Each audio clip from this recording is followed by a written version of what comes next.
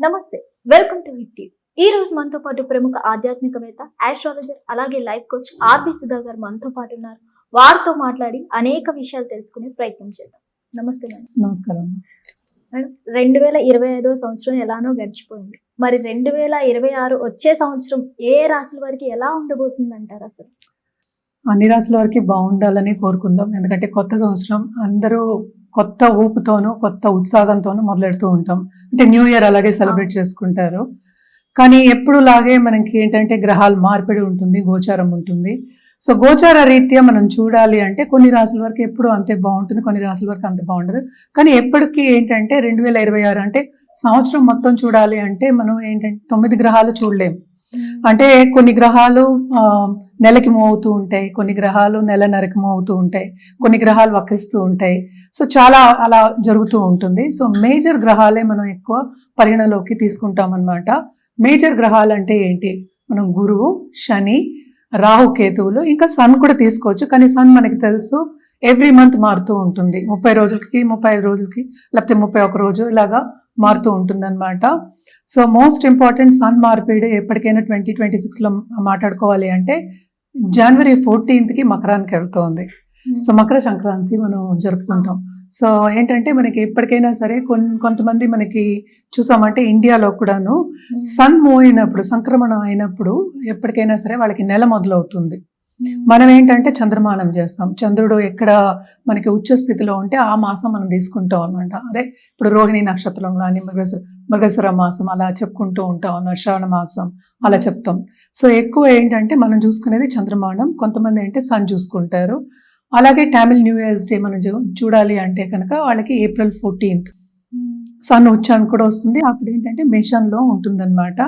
తర్వాత మళ్ళీ 15కి మనకి ఐ థింక్ 15th 16th మనకి మళ్ళీ ఏంటంటే వృషభానికి మూవ్ అవుతోంది. సన్ 1 monthకి మూవ్ అవుతూ ఉంటుంది అనమాట.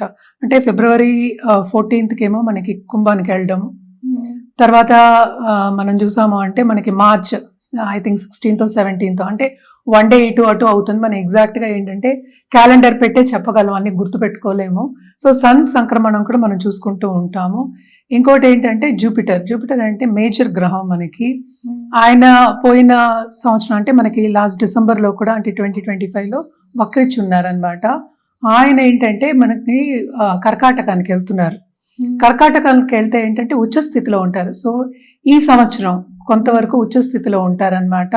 అదేంటంటే ఎప్పుడు అవుతోంది అంటే మార్చ్కి అవుతోంది, March 11th. దాని తర్వాత ఏంటంటే ఆయన 31st అక్టోబర్కి ఏమో సింహానికి వెళ్తున్నారు. అంటే ఏంటి ఉచ్చస్థితిలో మనకి మార్చ్ నుంచి అక్టోబర్ వరకు ఉంటున్నారు. అంటే ఆల్మోస్ట్ నవంబర్ 1st అనుకుందాము. తర్వాత శని వక్రించడం ఏంటంటే 27th జూలై ఆయన మీనంలో ఉన్నారు. తర్వాత ఏంటంటే 11th డిసెంబర్కి ఆయనేమో డైరెక్ట్ అవుతున్నారు. సో మేజర్ మూమెంట్ అనేది ఏంటంటే ఇప్పుడు రాహు కేతువులకు ఉంది. డిసెంబర్ 5th రాహు ఏమో మకరానికి వెళ్తున్నారు, కేతు ఏమో మనకేమో కర్కాటకానికి వెళ్తున్నారు. సో ఇవి చిన్న గ్రహస్థితులు, అంతే, మొత్తం మాట్లాడుకోలేదు. ఇంకా గ్రహాలు ఉన్నాయి. అంటే ఏంటంటే మనకి శుక్రుడు ఉన్నారు, బుధుడు ఉన్నారు, తర్వాత ఏమో కుజుడు ఉన్నారు.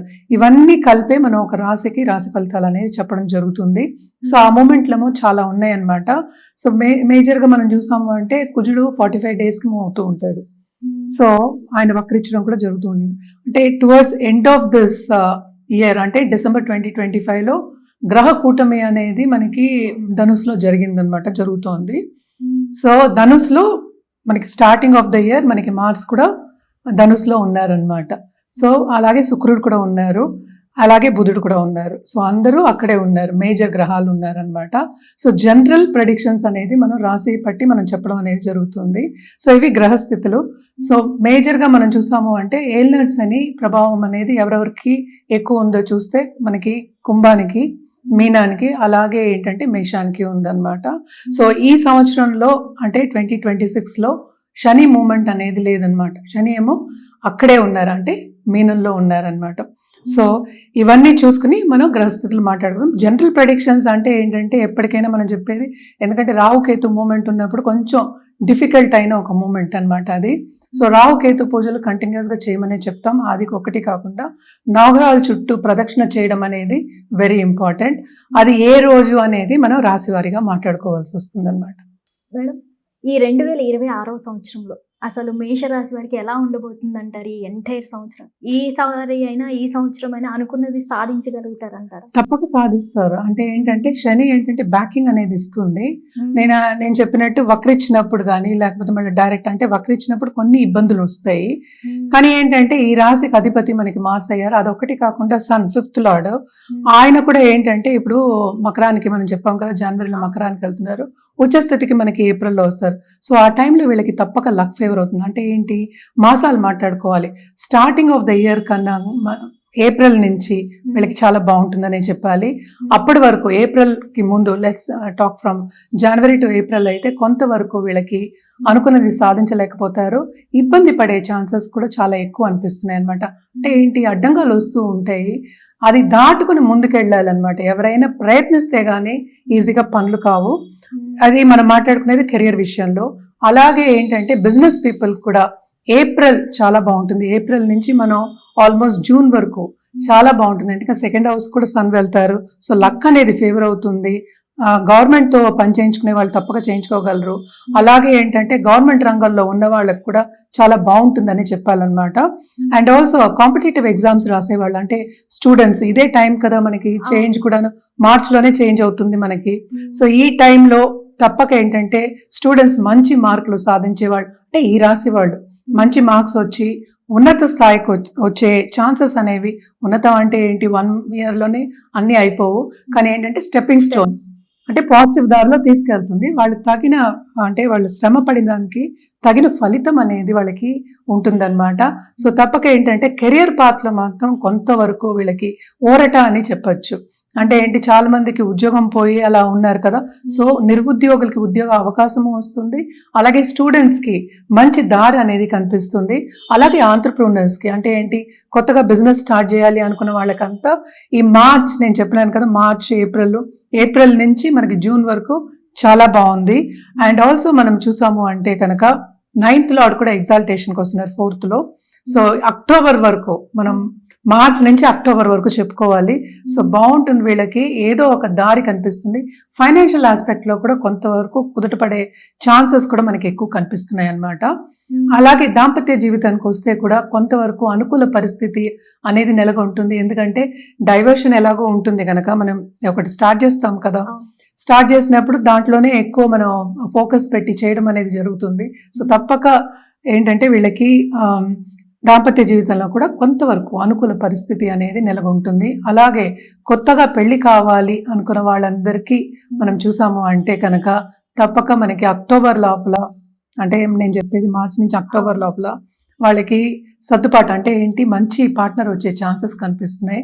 అలాగే పార్ట్నర్షిప్ బిజినెస్ కూడా వచ్చే ఛాన్సెస్ మనకి ఎక్కువ కనిపిస్తున్నాయి అన్నమాట.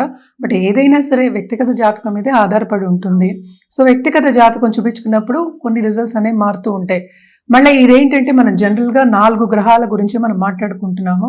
ఇదే ఏంటంటే ఈ రాశికి అధిపతి మూవ్ అయినప్పుడు, ఇప్పుడు సపోజ్ 10th హౌస్కి వెళ్తున్నారు, నేను చెప్పాను కదా మకరానికి వెళ్ళాలి. సో 10th హౌస్లో సన్ ఉన్నప్పుడు తప్పక గవర్నమెంట్ రంగం బాగుంటుంది. అలాగే ఏంటంటే చాలా మంది ఉత్పత్తి చేసేవాళ్ళు లేకపోతే స్మాల్ స్కేల్ ఇండస్ట్రీస్ వీళ్ళందరికీ ఉన్నత స్థాయికి వచ్చే ఛాన్సెస్ మనకి కనిపిస్తున్నాయి. కానీ ఇక్కడ ఏంటి, ఏల్నాడ్స్ అనే ప్రభావం కూడా ఉంటుంది. సో ఏల్నాడ్స్ అనే ప్రభావం ఉంటుంది కనుక తప్పక చాలా శ్రమ అనేది అధికం వీళ్ళకి. అండ్ శ్రమకి తగిన ఫలితం అనేది నేను అన్నాను కదా అక్టోబర్ వరకు ఉంటుంది. దాని తర్వాత కొంచెం మళ్ళీ ఇబ్బందులు పడవలసిన మనకి తరుణం అనేది కనిపిస్తోంది. కానీ మిగతావి మనం చూడట్లా అంటే 2nd లార్డ్ ఎక్కడ ఉన్నారు, వీనస్ ఎక్కడ ఉన్నారు, లేకపోతే బుధుడు ఎక్కడున్నాడు, ఇవన్నీ చూసుకుంటూ ఉంటే ఇంకా స్పెసిఫిక్గా మనం ఏంటంటే ప్రెడిక్షన్స్ ఇవ్వడానికి ఉంటుంది. ఏదైనప్పటికీ కొంతవరకు వీళ్ళకి సక్సెస్ఫుల్ ఇయర్ కింద ఏరీస్ అంటే మేషరాశి వాళ్ళకి చెప్పుకోవడం అనేది జరుగుతోంది. హెల్త్ రీత్యా కూడా కొంతవరకు వీళ్ళకి బాగానే ఉంటుంది. చిన్న నలతలే వస్తాయి కానీ ఏది పెద్దగా ఏమీ కనిపించట్లేదు అనమాట. సో తప్పక శ్రమ పడాలి అన్నప్పుడు తప్పక ఏంటంటే మనకి ఫిజికల్ హెల్త్ ఉండాలి, అలాగే మెంటల్ యాప్టిట్యూడ్ ఉండాలి, మెంటల్ హెల్త్ కూడా ఉండాలి కనుక తప్పక బాగానే ఉంటుంది. ఈ సంవత్సరం అంతా కొంతవరకు సక్సెస్ఫుల్ మంత్ కింద మేషరాశి వాళ్ళకి పరిగణించుకోవాలన్నమాట. మరి వీళ్ళు ఎలాంటి పరిహారాలు చేస్తే ఇంకా మంచిగా ఉండే ఛాన్సెస్ ఉన్నాయంటారు? తప్పక అందరూ పరిహారాలు చేయాలి, ఎందుకంటే మన దగ్గరకు వచ్చేదే పరిహారాల గురించే కదా. సో తప్పక వీళ్ళు ఏంటంటే మనం చూసాం జెమ్ స్టోన్ వేసుకోవచ్చు, కూరలు వేసుకోవచ్చు, పగడాలు పగడాలేమో సిల్వర్ రింగ్ లో వేసుకోవచ్చు అనమాట. అండ్ ఆల్సో ఏంటంటే ఎవ్రీ ట్యూస్డే తప్పక వీళ్ళు సుబ్రహ్మణ్య స్వామికి పాలాభిషేకం చేయించుకోవడం మంచిది. లేని పక్షాన్ని చాలా మంది అమ్మవారి పూజలు చేస్తారు, దేవి పూజలు చేస్తూ ఉంటారు. సో దేవి పూజలు చేసే వాళ్ళకి మంగళవారం ఎప్పటికైనా వెళ్ళి అంటే దుర్గాదేవికి పూజ చేయడం, ఎస్పెషలీ ఎర్ర పువ్వులతో పూజ చేయడం మంచిది. అలాగే వీళ్ళు ఏంటంటే red colour and orange colour వీళ్ళ దీంట్లో వార్డ్రోబ్ లో యాడ్ చేసుకోవచ్చు. ఈ కలర్ ఏంటంటే తప్పక మంచి పాజిటివ్ వైబ్స్ ఇస్తాయి కనుక మంగళవారం వేసుకు చూస్తే చాలా మంచిది. అందులో పాటు నేను చెప్పినట్టు ఆరెంజ్, రెడ్, గోల్డ్ కూడా యాడ్ చేసుకోవచ్చు, బాగుంటుంది.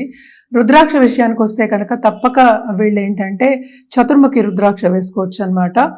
అదొకటి కాకుండా వీళ్ళకి బిజినెస్ కావాలంటే డిఫరెంట్గా ఉంటుంది, అలాగే ఫ్యామిలీకి కావాలంటే డిఫరెంట్గా అంటే 3 రుద్రాక్షలు ఇవ్వడం అనేది జరుగుతుంది, కాంబినేషన్ ఇవ్వడం అనేది జరుగుతుంది అనమాట.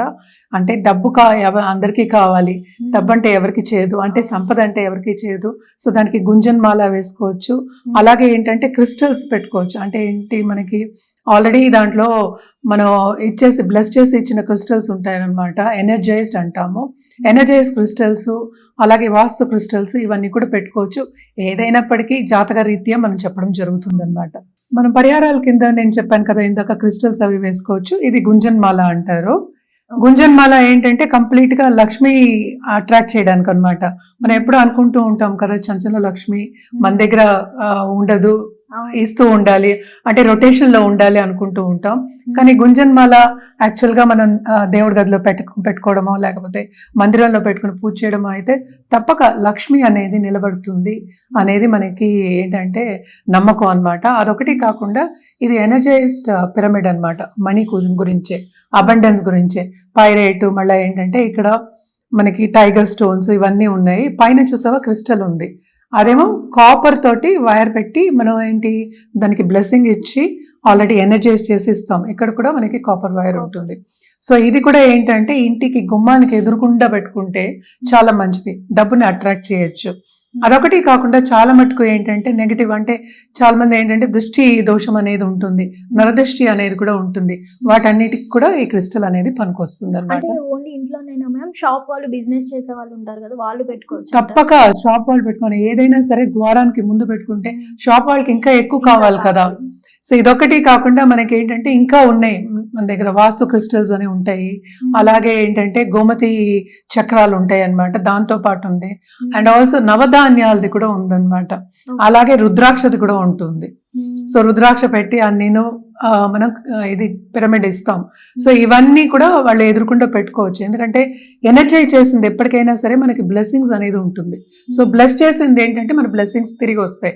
సో తప్పక ఏంటంటే ఇవన్నీ ఎదురుకుండా పెట్టుకోవడం అనేది మంచిది, గుమ్మానికి ఎదురుకుండా, లేకపోతే ఏంటంటే వాళ్ళ షాప్కి ఎదురుకుండా. సో మోస్ట్ ఆఫ్ దమ్ నన్ను క్వశ్చన్ అడిగేది కూడా నరదృష్టి గురించి అడుగుతూ ఉంటారు, నరఘోష అంటూ ఉంటాం. అంటే ఏంటి, ఒకటి నెగిటివ్ గా చెప్తే ఆ నెగిటివ్ మనకి వస్తున్నప్పుడు పాజిటివ్ గా పెట్టుకోవడం అనేది మంచిది కదా. సో పాజిటివ్ గా కావాలి అన్నప్పుడు ఏంటంటే పాజిటివ్ థాట్స్ రావాలి. ఇప్పుడు నలుగురు వస్తారు, నలుగురు పాజిటివ్ గా ఆలోచిస్తారని మనకి తెలియదు కదా. సో అందుకోసమని మనం ఏంటంటే కొంచెం అట్రాక్ట్ చేయడానికి ఇలాంటివన్నీ మనం సజెస్ట్ చేస్తూ ఉంటాము. అది కూడా ఏంటంటే జాతకం చూసి సజెస్ట్ చేయడం అనేది జరుగుతుంది అన్నమాట.